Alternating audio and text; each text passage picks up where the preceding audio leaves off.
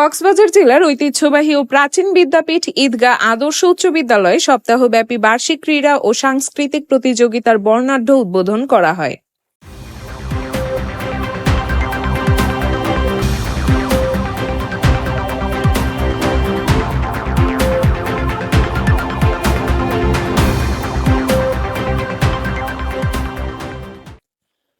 ৫ ফেব্রুয়ারি বুধবার সকাল ১০টায় বিদ্যালয়ের মাঠে আয়োজিত ক্রীড়া প্রতিযোগিতা জাতীয় পতাকা উত্তোলনের মধ্য দিয়ে প্রধান শিক্ষিকা খুরশিদুল জান্নাতের সভাপতিত্বে উদ্বোধন করেন আমন্ত্রিত অতিথিরা।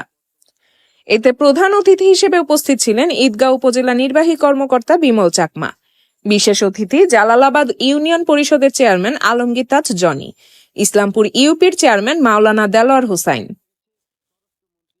পদ্মা, মেঘনা, যমুনা ও কর্ণফুলী দলে ভাগ হয়ে শিক্ষার্থীরা বিদ্যালয়ের এই ক্রীড়া প্রতিযোগিতার বিভিন্ন খেলাধুলায় অংশ নেন। বিদ্যালয়ের মাঠকে সাজানো হয়েছে অপরূপ সাজে।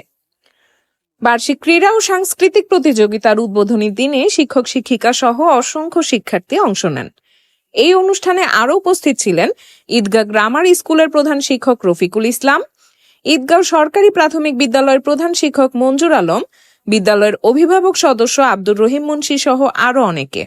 প্রতি বছরের নিয়ে আমরা এই বছরও এটা স্কুলের কারিকুলাম অ্যাক্টিভিটিসের মধ্যে একটা বাধ্যতামূলক একটা অংশ। এটা আমরা প্রতি বছরের নিয়ে এই বছরও আমরা শুরু করেছি।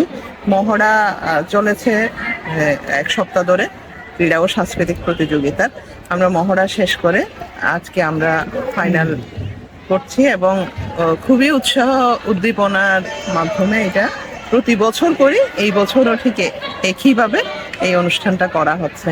এখানে যারা উপস্থিত ছিলেন অতিথি হিসেবে জেলা নির্বাহী অফিসার মহোদয় আমাদের প্রধান অতিথি হিসেবে উপস্থিত ছিলেন, চেয়ারম্যান মহোদয়রা উপস্থিত ছিলেন। আমি সকলকেই ধন্যবাদ জানাচ্ছি আমাদের শিক্ষার্থীদেরকে উৎসাহ দেওয়ার জন্য উপস্থিত হয়ে আমি কৃতজ্ঞতা প্রকাশ করছি সম্মানিত অতিথিদের প্রতি।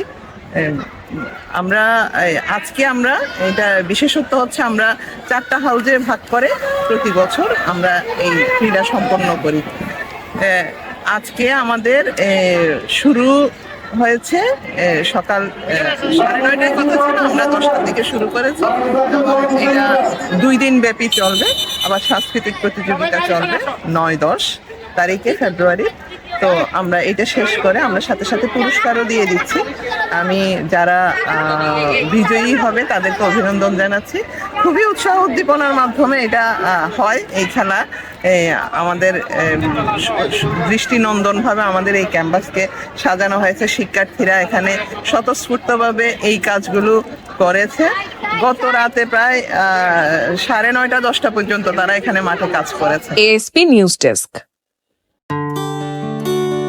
এএসপি নিউজের সাথে থাকার জন্য ধন্যবাদ। সাবস্ক্রাইব করে সাথে থাকুন।